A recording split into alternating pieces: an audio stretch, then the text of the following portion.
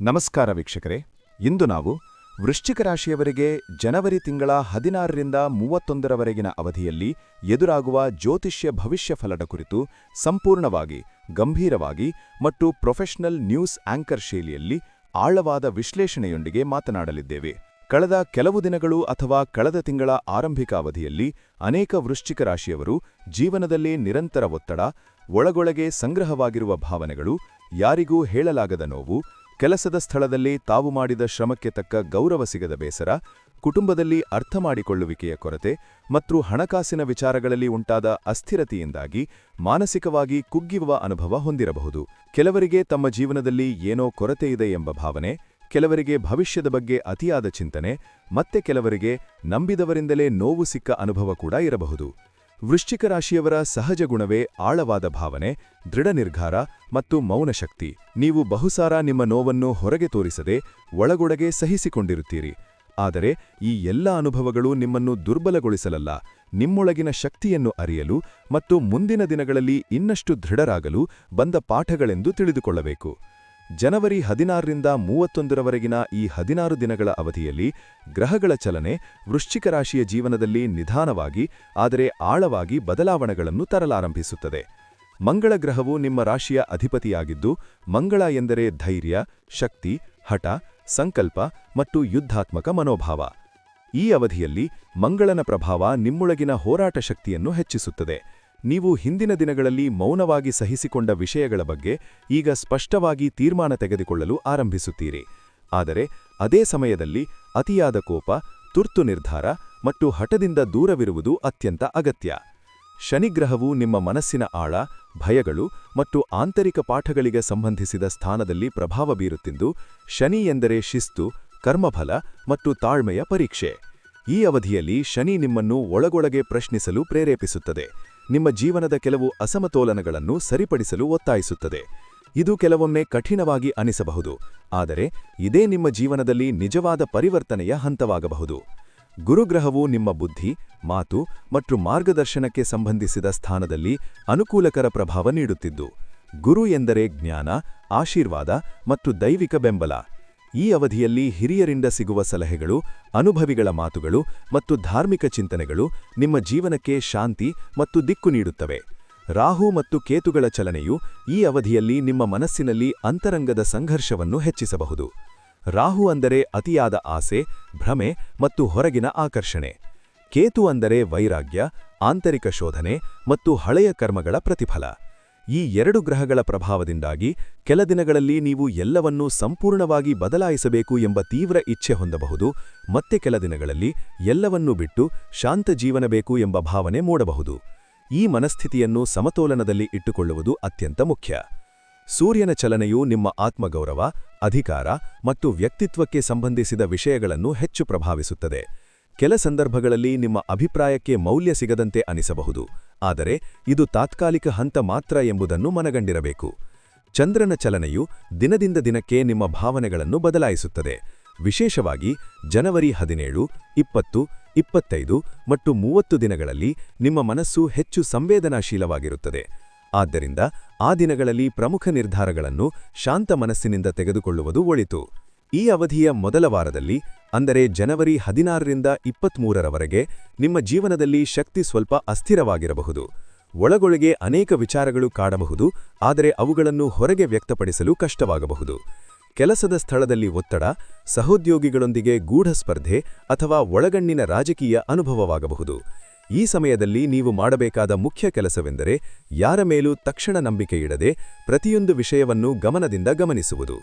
ಹಣಕಾಸಿನ ವಿಚಾರದಲ್ಲಿ ಆದಾಯ ಸ್ಥಿರವಾಗಿದ್ದರೂ ಹಠಾತ್ ಖರ್ಚುಗಳು ನಿಮ್ಮ ಯೋಜನೆಯನ್ನು ಸ್ವಲ್ಪ ಅಸ್ತವ್ಯಸ್ತಗೊಳಿಸಬಹುದು.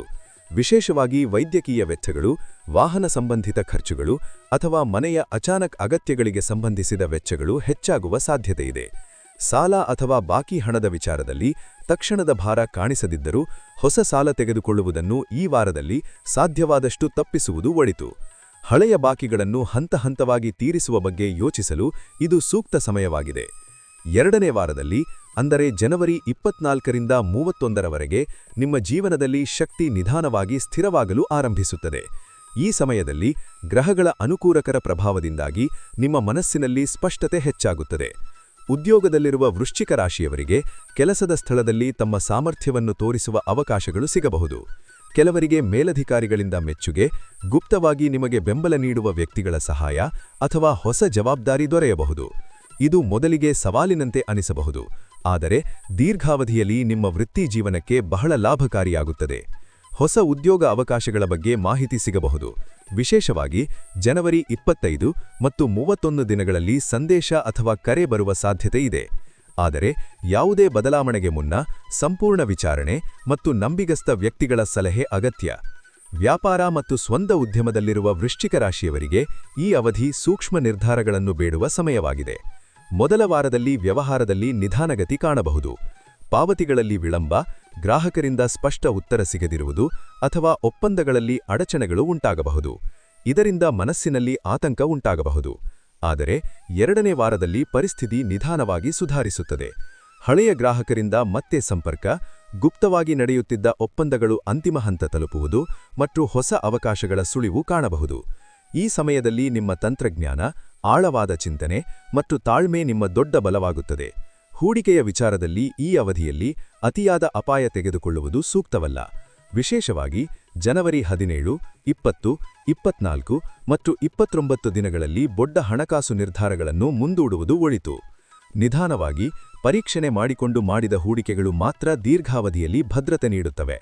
ಪ್ರೇಮ ಮತ್ತು ವಿವಾಹ ಜೀವನದಲ್ಲಿ ಈ ಅವಧಿ ವೃಶ್ಚಿಕ ರಾಶಿಯವರಿಗೆ ಅತ್ಯಂತ ಸಂವೇದನಾಶೀಲವಾಗಿದೆ. ವಿವಾಹಿತರು ತಮ್ಮ ಸಂಗಾತಿಯೊಂದಿಗೆ ಗುಪ್ತ ಭಾವನೆಗಳನ್ನು ಒಳಗೊಳಗೆ ಇಟ್ಟುಕೊಳ್ಳುವ ಬದಲು ಶಾಂತವಾಗಿ ಮತ್ತು ಪ್ರಾಮಾಣಿಕವಾಗಿ ಹಂಚಿಕೊಳ್ಳಬೇಕು. ನಿಮ್ಮ ಮೌನವನ್ನು ಸಂಗಾತಿ ತಪ್ಪಾಗಿ ಅರ್ಥಮಾಡಿಕೊಳ್ಳುವ ಸಾಧ್ಯತೆ ಇರುವುದರಿಂದ ಸಂವಹನ ಅತ್ಯಂತ ಮುಖ್ಯ. ಸಣ್ಣ ಅನುಮಾನಗಳು ದೊಡ್ಡ ಗೊಂದಲಕ್ಕೆ ಕಾರಣವಾಗದಂತೆ ಎಚ್ಚರಿಕೆ ವಹಿಸಬೇಕು. ಅವಿವಾಹಿತರಿಗೆ ಈ ಅವಧಿಯಲ್ಲಿ ಆಕರ್ಷಕ ವ್ಯಕ್ತಿಯ ಪರಿಚಯವಾಗಬಹುದು, ಆದರೆ ಆ ಸಂಬಂಧವನ್ನು ತಕ್ಷಣ ಭವಿಷ್ಯದ ನಿರ್ಧಾರಗಳೊಂದಿಗೆ ಜೋಡಿಸುವ ಮೊದಲು ಸಮಯ ತೆಗೆದುಕೊಳ್ಳುವುದು ಒಳಿತು. ಕುಟುಂಬ ಜೀವನದಲ್ಲಿ ಕೆಲವೊಮ್ಮೆ ಗುಪ್ತ ಅಸಮಾಧಾನಗಳು ಹೊರಬರುವ ಸಾಧ್ಯತೆಯಿದೆ, ವಿಶೇಷವಾಗಿ ಹಣಕಾಸು ಅಥವಾ ಆಸ್ತಿ ಸಂಬಂಧಿತ ವಿಚಾರಗಳಲ್ಲಿ. ಈ ಸಂದರ್ಭಗಳಲ್ಲಿ ಶಾಂತವಾಗಿ ಮಾತನಾಡುವುದು ಮತ್ತು ಹಿರಿಯರ ಸಲಹೆ ಪಡೆಯುವುದು ಒಳಿತು. ಮಹಿಳೆಯರಿಗಾಗಿ ಈ ಅವಧಿ ವಿಶೇಷ ಮಹತ್ವವನ್ನು ಹೊಂದಿದೆ. ಗೃಹಿಣಿಯರಿಗೆ ಮನೆಯೊಳಗಿನ ಜವಾಬ್ದಾರಿಗಳು ಹೆಚ್ಚಾದರೂ ತಮ್ಮ ಶ್ರಮವನ್ನು ಕುಟುಂಬದವರು ಗುರುತಿಸುವ ಸಂದರ್ಭಗಳು ಬರುತ್ತವೆ. ಕೆಲವರಿಗೆ ಮನೆಯೊಳಗಿನ ಗುಪ್ತ ವಿಚಾರಗಳು ಹೊರಬರುವ ಸಾಧ್ಯತೆಯಿದೆ, ಆದ್ದರಿಂದ ತಾಳ್ಮೆ ಮತ್ತು ವಿವೇಕ ಅಗತ್ಯ. ಉದ್ಯೋಗಸ್ಥ ಮಹಿಳೆಯರು ಕೆಲಸದ ಸ್ಥಳದಲ್ಲಿ ಒಳಗಣ್ಣಿನ ಸ್ಪರ್ಧೆ ಎದುರಿಸಬಹುದು, ಆದರೆ ತಮ್ಮ ಶಾಂತ ಸ್ವಭಾವ ಮತ್ತು ಸಾಮರ್ಥ್ಯದಿಂದ ಅದನ್ನು ಮೀರಬಹುದು. ಮೊದಲ ವಾರದಲ್ಲಿ ಸ್ವಲ್ಪ ಮಾನಸಿಕ ಒತ್ತಡವಿದ್ದರೂ 2ನೇ ವಾರದಲ್ಲಿ ಪ್ರಶಂಸೆ ಮತ್ತು ಬೆಂಬಲ ಸಿಗುವ ಸೂಚನೆಯಿದೆ. ವಿದ್ಯಾರ್ಥಿನಿಯರಿಗೆ ಮೊದಲ ವಾರದಲ್ಲಿ ಏಕಾಗ್ರತೆ ಸ್ವಲ್ಪ ಕಡಿಮೆಯಾಗಬಹುದು, ಆದರೆ 2ನೇ ವಾರದಲ್ಲಿ ಮನಸ್ಸು ಸ್ಥಿರವಾಗಿ ಓದಿನಲ್ಲಿ ಉತ್ತಮ ಪ್ರಗತಿ ಕಾಣಿಸುತ್ತದೆ. ಆರೋಗ್ಯದ ವಿಚಾರದಲ್ಲಿ ಮೊದಲ ವಾರದಲ್ಲಿ ಹಾರ್ಮೋನಲ್ ಸಮಸ್ಯೆಗಳು, ದಣಿವು, ತಲೆನೋವು, ರಕ್ತದೊತ್ತಡ ಅಥವಾ ನಿದ್ರೆಯ ಕೊರತೆ ಕಾಣಬಹುದು. 2ನೇ ವಾರದಲ್ಲಿ ಆರೋಗ್ಯದಲ್ಲಿ ಕ್ರಮೇಣ ಸುಧಾರಣೆ ಕಂಡುಬರುತ್ತದೆ, ಆದರೂ ವಿಶ್ರಾಂತಿ ಮತ್ತು ಮನಸ್ಸಿನ ಶಾಂತಿಗೆ ಹೆಚ್ಚಿನ ಗಮನ ಅಗತ್ಯ. ವಿದೇಶ ಪ್ರಯಾಣ ಅಥವಾ ದೂರ ಪ್ರಯಾಣದ ಯೋಗ ಈ ಅವಧಿಯಲ್ಲಿ ನಿಧಾನವಾಗಿ ರೂಪುಗೊಳ್ಳುತ್ತಿದೆ. ಕೆಲವರಿಗೆ ಕೆಲಸಕ್ಕೆ ಸಂಬಂಧಿಸಿದಂತೆ ಗುಪ್ತವಾಗಿ ನಡೆಯುತ್ತಿದ್ದ ಪ್ರಯಾಣದ ಯೋಜನೆಗಳು ಸ್ಪಷ್ಟವಾಗಬಹುದು. ತಕ್ಷಣದ ಪ್ರಯಾಣದಕ್ಕಿಂತಲೂ ಮುಂದಿನ ತಿಂಗಳಿಗೆ ಸಂಬಂಧಿಸಿದ ತಯಾರಿಗಳು ಆರಂಭವಾಗುವ ಸಾಧ್ಯತೆ ಹೆಚ್ಚು. ಗವರ್ನಮೆಂಟ್ ಕೆಲಸಗಳು, ಡಾಕ್ಯುಮೆಂಟ್, ಬ್ಯಾಂಕ್ ಸಂಬಂಧಿತ ಪ್ರಕ್ರಿಯೆಗಳು ಅಥವಾ ಕಾನೂನು ವಿಚಾರಗಳಲ್ಲಿ ಸ್ವಲ್ಪ ವಿಳಂಬ ಉಂಟಾಗಬಹುದು. ಕೆಲವೊಮ್ಮೆ ಸಣ್ಣ ತಪ್ಪು ದೊಡ್ಡ ತಡಕ್ಕೆ ಕಾರಣವಾಗಬಹುದು. ಆದ್ದರಿಂದ ಪ್ರತಿಯೊಂದು ಡಾಕ್ಯುಮೆಂಟ್ ಮತ್ತು ಪ್ರಕ್ರಿಯೆಯನ್ನು ಎಚ್ಚರಿಕೆಯಿಂದ ಪರೀಕ್ಷಿಸುವುದು ಅತ್ಯಂತ ಅಗತ್ಯ. ಜನವರಿ 25, 27 ಮತ್ತು 31 ದಿನಗಳು ವೃಶ್ಚಿಕ ರಾಶಿಯವರಿಗೆ ಅತ್ಯಂತ ಪ್ರಮುಖ ದಿನಾಂಕಗಳಾಗಿದ್ದು, ಈ ದಿನಗಳಲ್ಲಿ ಒಳ್ಳೆಯ ಸುದ್ದಿ, ನಿರೀಕ್ಷಿತ ಉತ್ತರ ಅಥವಾ ಮಹತ್ವದ ನಿರ್ಧಾರ ಸಿಗುವ ಸಾಧ್ಯತೆ ಇದೆ. ಜನವರಿ 16 ಮತ್ತು 20 ದಿನಗಳಲ್ಲಿ ವಿಶೇಷ ಎಚ್ಚರಿಕೆ ಅಗತ್ಯ, ವಿಶೇಷವಾಗಿ ಹಣಕಾಸು ಮತ್ತು ಸಂಬಂಧಗಳ ವಿಚಾರದಲ್ಲಿ. ಗ್ರಹಾಧಾರಿತ ಪರಿಹಾರಗಳ ಬಗ್ಗೆ ಮಾತನಾಡುವುದಾದರೆ, ಮಂಗಳವಾರದ ದಿನ ಹನುಮಂತನ ಪೂಜೆ ಮಾಡುವುದು, ಕೆಂಪು ಹೂವುಗಳನ್ನು ಅರ್ಪಿಸುವುದು ಮತ್ತು ಧೈರ್ಯಕ್ಕೆ ಸಂಬಂಧಿಸಿದ ಮಂತ್ರಗಳನ್ನು ಜಪಿಸುವುದು ವೃಶ್ಚಿಕ ರಾಶಿಯವರಿಗೆ ಅತ್ಯಂತ ಅನುಕೂಲ. ಸೋಮವಾರದ ದಿನ ಶಿವನಿಗೆ ಜಲಾಭಿಷೇಕ ಮಾಡುವುದು ಮತ್ತು ಶಾಂತಿ ಮಂತ್ರಗಳನ್ನು ಜಪಿಸುವುದು ಮನಸ್ಸಿನ ಅಶಾಂತಿಯನ್ನು ಕಡಿಮೆ ಮಾಡುತ್ತದೆ. ಶನಿವಾರದ ದಿನ ಹಿರಿಯರಿಗೆ ಸೇವೆ ಸಲ್ಲಿಸುವುದು ಮತ್ತು ಅಗತ್ಯವಿರುವವರಿಗೆ ಆಹಾರ ದಾನ ಮಾಡುವುದು ಶನಿಯ ಕಠಿಣ ಪರಿಣಾಮಗಳನ್ನು ಕಡಿಮೆ ಮಾಡುತ್ತದೆ. ಗುರುವಾರದ ದಿನ ಹಳದಿ ಬಣ್ಣದ ವಸ್ತುಗಳನ್ನು ದಾನ ಮಾಡುವುದರಿಂದ ಗುರುಗ್ರಹದ ಅನುಗ್ರಹ ವೃದ್ಧಿಸುತ್ತದೆ.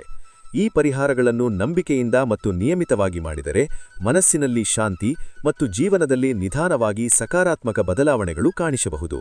ಕೊನೆಗೆ, ವೃಶ್ಚಿಕ ರಾಶಿಯವರೇ, ಈ 16 ದಿನಗಳ ಅವಧಿ ನಿಮ್ಮ ಜೀವನದಲ್ಲಿ ಆಂತರಿಕ ಶಕ್ತಿ, ಪರಿವರ್ತನೆ ಮತ್ತು ಆತ್ಮಜ್ಞಾನವನ್ನು ಪುನಃ ಕಟ್ಟಿಕೊಳ್ಳುವ ಸಮಯವಾಗಿದೆ. ನೀವು ಕಳೆದ ದಿನಗಳಲ್ಲಿ ಅನುಭವಿಸಿದ ನೋವು, ನಂಬಿಕೆ ಭಂಗ, ಗೊಂದಲ ಮತ್ತು ಮಾನಸಿಕ ಒತ್ತಡಗಳು ನಿಮ್ಮನ್ನು ಕುಗ್ಗಿಸಲಲ್ಲ, ನಿಮ್ಮೊಳಗಿನ ಅಪಾರ ಶಕ್ತಿಯನ್ನು ಅರಿಯಲು ಬಂದಿವೆ. ನೀವು ಬಯಸಿದರೆ ನಿಮ್ಮ ಜೀವನವನ್ನು ಸಂಪೂರ್ಣವಾಗಿ ಬದಲಾಯಿಸುವ ಸಾಮರ್ಥ್ಯ ಹೊಂದಿದ್ದೀರಿ. ಪ್ರತಿಯೊಂದು ನಿರ್ಧಾರವನ್ನು ಕೋಪದಿಂದಲ್ಲ, ವಿವೇಕದಿಂದ ತೆಗೆದುಕೊಳ್ಳಿ. ನಿಮ್ಮ ಮೇಲೆ ನಿಮಗೆ ನಂಬಿಕೆ ಇರಲಿ, ಕಾಲದ ಮೇಲೆ ವಿಶ್ವಾಸವಿರಲಿ. ವೇದಿಕ ಶಾಸ್ತ್ರದ ಮಾರ್ಗದರ್ಶನ ನಿಮ್ಮೊಂದಿಗಿದೆ.